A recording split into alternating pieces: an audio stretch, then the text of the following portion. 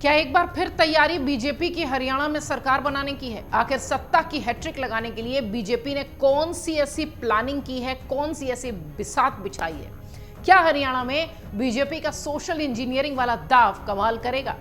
हरियाणा में जाट समुदाय और ब्राह्मणों को लुभाने के लिए बीजेपी ने कौन सी कोशिश की है, ये सब कोशिश करते हैं आपको बताने की, क्योंकि चुनाव में बहुत कम वक्त बचा है और एक से एक दाव दोनों ही मजबूत पार्टियां, खासतौर से बीजेपी और कांग्रेस, जिनकी दावेदारी सबसे ज्यादा मजबूत बताई जा रही है हरियाणा में कि यही दोनों आमने सामने होंगी, इन दोनों की जो तैयारी है वो मजबूती से दिखाई पड़ रही है। लेकिन बीजेपी की अगर बात करें तो बीजेपी के सामने ये बड़ी चुनौती है कि वो हैट्रिक लगाए। ये हैट्रिक लगाने की जो तैयारी बीजेपी ने की है, उसके पीछे कौन सा दाव चला है जिससे विधानसभा चुनाव में पार्टी को फायदा होगा, ये सब कोशिश करते हैं एक एक करके आपको बताने की। हरियाणा में विधानसभा चुनावों को लेकर बीजेपी ने इस बार ओ बीजेपी वाला दाव खेला है। ओ बीजेपी, दरअसल इस दाव के चलते बीजेपी के रणनीतिकारों ने ओबीसी, ब्राह्मण, जाट और पंजाबी की जातिगत समीकरण वाली सोशल इंजीनियरिंग का बड़ा ताना बाना बुना है, जिसके चलते यह माना जा रहा है कि हरियाणा में पार्टी हैट्रिक बनाएगी। बीजेपी ने हरियाणा में जिन 67 सीटों पर उम्मीदवार घोषित किए हैं, उनमें 46 सीटें ओबीसी की हैं, जाट की हैं, दलित की हैं और ब्राह्मणों के हिस्से आई हैं। सियासी जानकारों का मानना है कि हरियाणा में भारतीय जनता पार्टी एक बार फिर अपने पुराने जातिगत और सियासी समीकरणों के आधार पर सत्ता वापसी का पूरा रोड मैप बना रही है। लेकिन ये कितनी सफल हुई, ये चुनाव परिणाम बताएंगे। हम अक्सर ये बात कहते हैं कि ये सारे प्रयोग सफल तभी माने जाते हैं जब वोटर्स आपको वोट देते हैं और आप अच्छे नंबर के साथ दिखाई पड़ते हैं, तभी ये सारे प्रयोग सफल होते हैं। बीजेपी का ये मास्टर प्लान कितना सक्सेसफुल होगा, ये 8 अक्टूबर को पता चलेगा। फिलहाल पार्टी ने 67 सीटों पर सोशल इंजीनियरिंग का ओबीसी, ब्राह्मण, जाट और पंजाबी वाला दाव खेला है। पार्टी के रणनीतिकारों ने अपने पुराने सियासी अनुभव और मिली सत्ता के आधार पर इस बार ओबीसी, ब्राह्मण और पंजाबी के साथ जाट समुदाय पर भी फोकस लगाया है, सियासी समीकरण साधे हैं। बीजेपी ने 67 सीटों में से 16 ओबीसी के हिस्से दिए, 13 सीटों पर जाट प्रत्याशी सियासी मैदान में है। 2 चुनाव में ब्राह्मणों के साथ सियासी कॉम्बिनेशन के साथ बीजेपी ने सत्ता हासिल की थी। इसी वजह से एक बार फिर भारतीय जनता पार्टी ने पहली सूची में 9 ब्राह्मण प्रत्याशियों को सियासी मैदान में उतारा है, जबकि बीजेपी के रणनीतिकारों ने 8 पंजाबी समुदाय के लोगों को टिकट देकर सियासत में सोशल इंजीनियरिंग का जो खाका है वो बनाया हुआ है।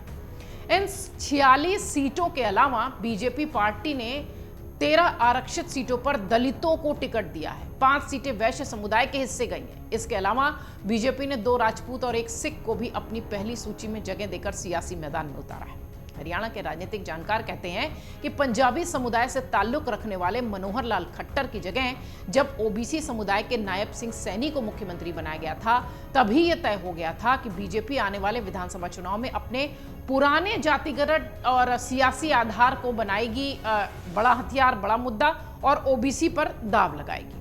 सियासी जानकार कहते हैं कि बीजेपी ने इस बार ओबीसी से 16 प्रत्याशी अपनी पहली लिस्ट में घोषित किए हैं। इसमें यादव, गुज्जर, कुम्हार, राजपूत, कश्यप और सैनी को जगह मिली है। ये सभी प्रत्याशी ओबीसी बाहुल इलाकों वाली सीटों पर उतारे गए हैं। पार्टी ने इस बार नायब सिंह सैनी के माध्यम से पिछड़ों को मजबूती से साधने की सियासी पिच तैयार की। अपनी पहली सूची में ओबीसी के बाद बीजेपी ने सबसे ज्यादा सीटें जाट समुदाय को दी है। हालांकि हरियाणा की सियासत में कांग्रेस पार्टी लगातार जाट और दलितों में अपनी मजबूत हिस्सेदारी की बात करती आई है, दावा करती आई है। लेकिन बीजेपी ने उन समीकरणों के लिहाज से पहली सूची में 20% के करीब 13 टिकट जाटों के हिस्से दे दिए हैं। हालांकि हरियाणा में जाटों की आबादी की अगर बात करें तो वो 29-30% के आसपास है। सियासी जानकारों का कहना है कि बीजेपी ने इस बार जिस तरीके से जाटों को साधने की कोशिश की है, उससे पार्टी विधानसभा चुनाव जीतने और सत्ता वापसी में खुद को मजबूत करने की दावेदारी कर रही है। सियासी जानकारों का, सियासी पंडितों का यह भी कहना है कि बादली सीट से ओम प्रकाश धनखड़ और नारनौ सीट से कैप्टन अभिमन्यु को टिकट देकर पार्टी ने पिछला चुनाव हारने के बाद भी दोबारा उन पर भरोसा करके जाट समुदाय को ही एक बड़ा मैसेज देने की कोशिश की है। ओबीसी और जाट समुदाय के बाद बीजेपी ने अपने परंपरागत वोट बैंक ब्राह्मणों को भी मजबूती से साधा है। बीजेपी ने ब्राह्मण समुदाय को अपने साथ जोड़ते हुए इस बार 9 सीटों पर प्रत्याशी उतारे हैं। राजनीतिक पंडित कह रहे हैं कि बीजेपी ब्राह्मण, पंजाबी और ओबीसी के साथ बीते 2 चुनावों में मजबूती से सियासी समीकरण सेट करते हुए सत्ता में थी। इस बार भी पार्टी ने अपने इन्हीं समीकरणों के साथ फिर से पूरा सियासी ताना बाना बुना है। भारतीय जनता पार्टी ने हाल ही में हुए लोकसभा चुनावों के दौरान दीपेंद्र हुड्डा से चुनाव हारने वाले अरविंद शर्मा को गोहना से प्रत्याशी बनाया है, जबकि हरियाणा के पूर्व मंत्री और ब्राह्मण चेहरे विनोद शर्मा की पत्नी को कालका से टिकट मिला है। एनसीआर के हिस्से आने वाली गुड़गांव और पलवल की सीट पर भी बीजेपी ने ब्राह्मण प्रत्याशी देकर समीकरण साधे हैं।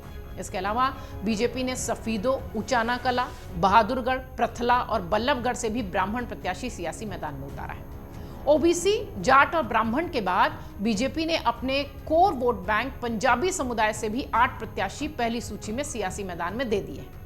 हरियाणा के सियासत में महत्वपूर्ण भूमिका निभाने वाले दलित समुदाय को भी बीजेपी ने मजबूती से साध कर अपनी सियासी पिच को सत्ता की सीढ़ी तक पहुंचाने की जुगत लगाई। हरियाणा में पंजाबी समुदाय संगठन के महासचिव कमल साहनी का यह कहना है कि पंजाबी तो भारतीय जनता पार्टी से शुरुआत से ही मजबूती से जुड़ा है। इस बार जिस तरीके से बीजेपी ने 8 प्रत्याशी पंजाबी समुदाय से उतारे हैं, उससे उनकी और उनके समुदायों पर पार्टी का भरोसा बढ़ा है। पंजाबी समुदाय के साथ भारतीय जनता पार्टी ने 13 आरक्षित सीटों पर दलितों को उतारा है, जबकि 5 सीटों पर पार्टी ने वैश्य समुदाय को टिकट देकर सियासी तारतम्यता बिठाई है। ऐसा मानना है पंजाबी गुट के तमाम बड़े नेताओं का। आपको बता दें, हरियाणा में 5 अक्टूबर को वोटिंग है। कुल 90 सीटों पर एक चरण में वोट डाले जाएंगे। वहीं वोटों की गिनती 8 अक्टूबर को जम्मू कश्मीर के साथ है। इसके पहले आपको याद होगा 1 अक्टूबर को विधानसभा की वोटिंग होनी थी, लेकिन विश्नोई महासभा की तरफ से चुनाव आयोग को यह कहा गया था पत्र के माध्यम से कि यह तारीख बदली जाए। विश्नोई समाज के अनुसार गुरु जम्भेश्वर वार्षिक उत्सव है उस समय, और वोटिंग परसेंटेज कम होगा, इस वजह से उन लोगों ने चिट्ठी लिखी थी, और जिसके बाद चुनाव आयोग ने तारीखें बदली और अब 5 अक्टूबर को हरियाणा में वोटिंग है। बीजेपी ने जिस तरीके से अपनी पहली लिस्ट में तमाम ये समीकरण साधे हैं, ये प्रयोग कितना सफल हुआ ये पता चल जाएगा 8 अक्टूबर को। अगर आप ये वीडियो YouTube पर देख रहे हैं तो हमारे चैनल को सब्सक्राइब करें और बेल आइकन को दबाना ना भूलें। अगर आप Facebook पर ये वीडियो देख रहे हैं तो हमारे पेज को लाइक करें।